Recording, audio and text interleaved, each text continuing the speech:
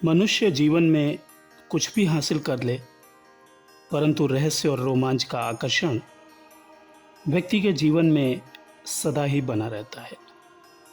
और इन्हीं आकर्षणों में एक आकर्षण है दिव्य स्थानों का एवं दिव्य शक्तियों का।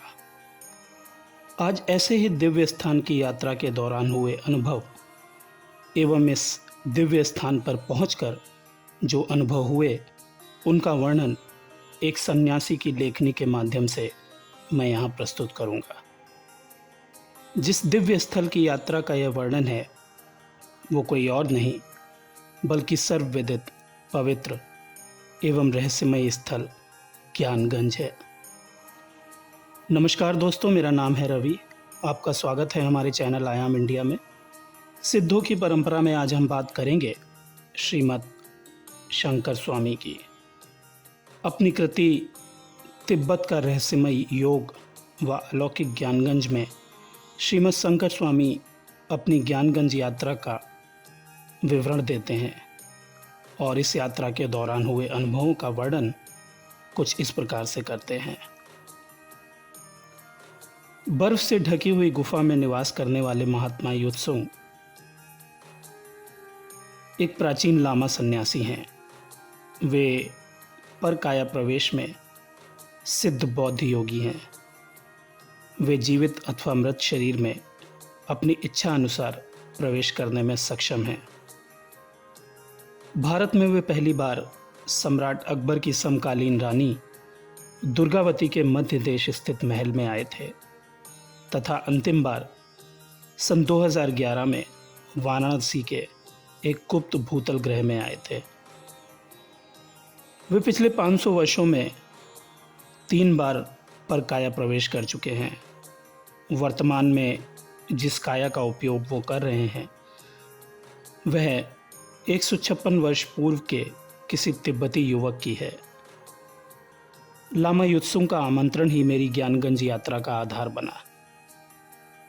मेरी यात्रा उन दिनों से कुछ पहले शुरू हुई जब उत्तराखंड में भयंकर त्रासदी आई थी और पहाड़ों पर भीषण तबाही हुई थी, जिसमें बहुत बड़ी मात्रा में जनधन की हानि हुई। पहाड़ों पर यात्रा के दौरान होने वाली कठिनाइयों एवं मनोहारी दृश्यों से रूबरू होता हुआ मैं अपनी मंजिल की ओर निरंतर अग्रसर था। खराब मौसम की संभावना को ध्यान में रखते हुए मैंने विंड शीटर पहनी हुई थी और साथ ही एक छाता भी लिया हुआ था। यात्रा के दौरान मैंने एक सन्यासी को अपनी ओर आते देखा। उन्होंने मुझसे बातचीत की और अपनी कुटिया में ले गए।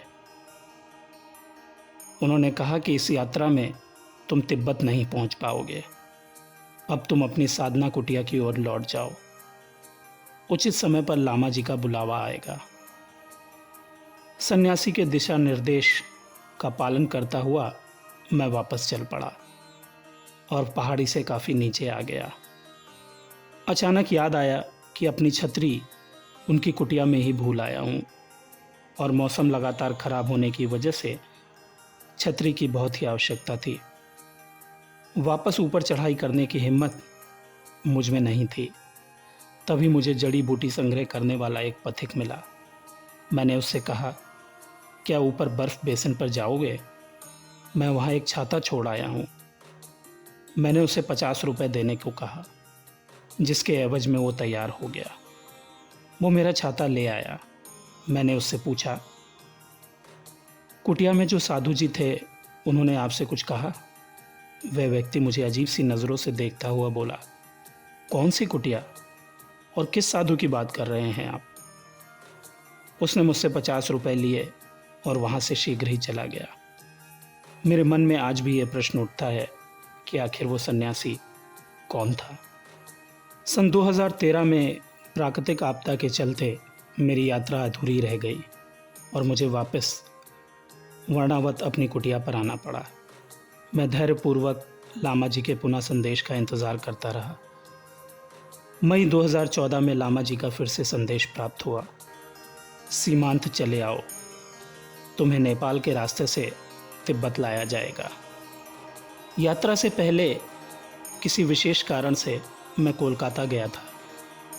यहाँ बेहाला में स्थित एक समाज सेवी संस्था थी। सुश्री गार्गी इसकी संपादिका और अशोक सेन इसके सभापति थे।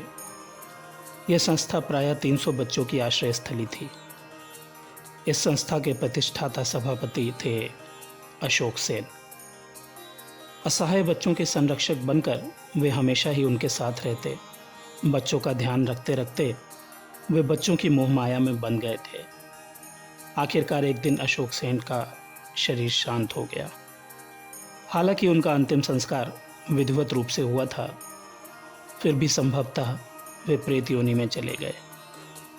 संस्था का संचालन एक 4 मंजिले घर से होता था, परंतु अब यहाँ पर लोगों को अशोक सेन की प्रेतात्मा का आभास हो रहा था।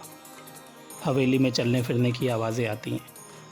सीढ़ियों पर मानो कोई चढ़ता उतरता, खिड़की दरवाजे स्वतः ही खुल जाते और अचानक बंद हो जाते। कुछ लोगों को वहाँ पर किसी की छाया नज़र आती। एक बच्ची ने यह भी बताया कि उसने अशोक सेन को अपने पलंग पर लेटे हुए देखा। प्रेतात्मा का उत्पात लगातार बढ़ता ही जा रहा था। संस्था के ब्लाइंड स्कूल के प्रिंसिपल इन सब बातों में विश्वास नहीं करते थे। उन्होंने कहा, आज रात मैं उनके कमरे में रुकूंगा। अपना मन स्थिर करके वो रात को अशोक सेन की चारपाई पर लेट गए। रात को अशोक सेन की आत्मा दिखी। उसने कहा, क्यों रे, तू मेरी खाट पर लेटा है? मेरी खाट छोटी है, चल थोड़ा किनारे होकर लेट। प्रिंसिपल ने पलटकर अपने बाजू में देखा कि अशोक सेन उसके साथ ही लेटे हुए हैं। प्रिंसिपल लेटे लेटे ही भगवान को याद करने लगे। प्रेत छाया वहाँ से अदृश्य हो गई। संस्था की संपादिका ने मुझे फ़ोन कर सारी स्थिति बताई और मुझसे संस्था आकर कुछ निदान करने की गुजारिश की। मैं संस्था पहुंचा। रात को कमरे में लेटा। नाइट बल्ब की धुंधली सी रोशनी थी। अचानक किसी की उपस्थिति का आभास हुआ। मैंने पूछा, कौन है? तभी हाथ जोड़कर एक व्यक्ति मेरे सामने खड़ा था। मुझसे बोला, प्रणाम महाराज। वह मुझसे प्रश्न करने लगा।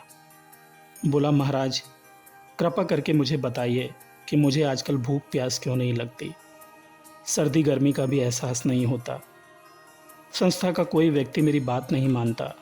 मैं अस्वस्थ हूँ, परंतु कोई मेरी ओर ध्यान नहीं देता, ना ही कोई मेरी परवाह करता है। उस व्यक्ति को बीच में रोककर मैंने पूछा, क्या आप ही अशोक सेन हैं? वह बोला, हाँ मैं ही अशोक सेन हूँ। मैंने कहा, महाशय आप मर चुके हैं, अब क्यों बेवजह इन लोगों को डराते हैं?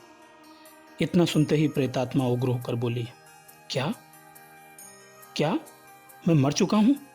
और देखते ही देखते अशोक सेन का प्रेत शरीर हवा में उड़ गया। प्रेत शरीर को हवा में उड़ता देख मैं भी विचलित हो गया। अगले दिन हवेली में महामृत्युंजय यज्ञ का आयोजन किया। उस दिन के बाद प्रेतात्मा ने वहाँ पर कभी उपद्रव नहीं किया। तिब्बत यात्रा पर निकलने से पहले शिखर धाम स्थित अपनी कुटिया में रात के समय मैंने एक पीली आभा लिए ज्योतिर्वलय को आविर्भूत होते हुए देखा। देखते ही देखते वो पीला वलय मानवाकार छाया में तब्दील हो गया। मैंने पूछा, कौन हो तुम? वो बोला, मैं कोलकाता वाला अशोक सेन हूँ। मैंने पूछा, यहाँ कैसे? तो छाया शरीर ने कहा, मैं लंबे समय से आपके आसपास ही हूँ। आपके पास दिव्यात्माओं का आना जाना होता है, इसलिए आपके साधना गृह में प्रवेश करने का साहस नहीं होता था। आज बड़ी हिम्मत करके आपके पास एक विनती लेकर आया हूँ।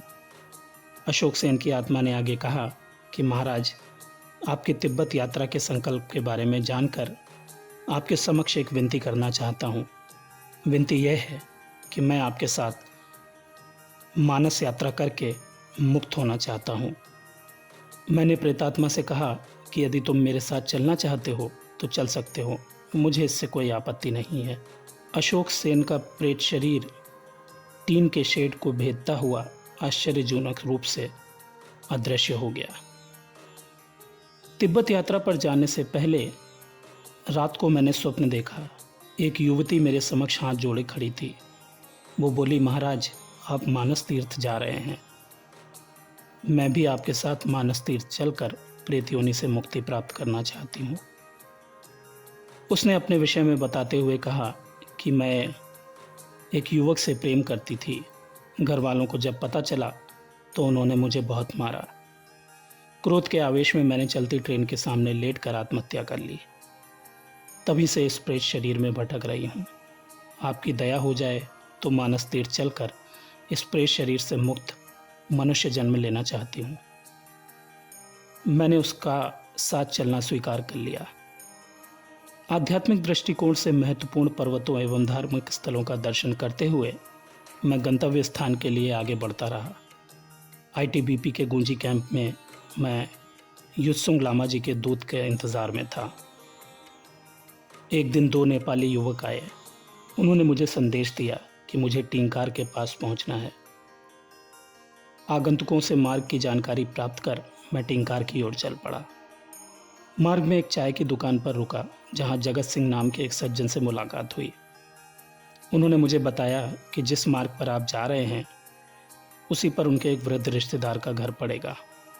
उन्होंने अपने रिश्तेदार का नाम रतन सिंह बताते हुए एक जैकेट और कुछ दवाइयाँ दी और निवेदन किया कि मैं जैकेट रतन सिंह तक पहुंचा दूं। आखिरकार चलता हुआ मैं रतन सिंह के गांव पहुंचा। गांव की एक वृद्धा से उनका घर पूछा तो उसने इशारे से बताया, परंतु ना जाने क्यों उसकी भाव भंगिमा बहुत उत्तेजनापूर्ण थी। आखिरकार मैं रतन सिंह के घर पहुंचा।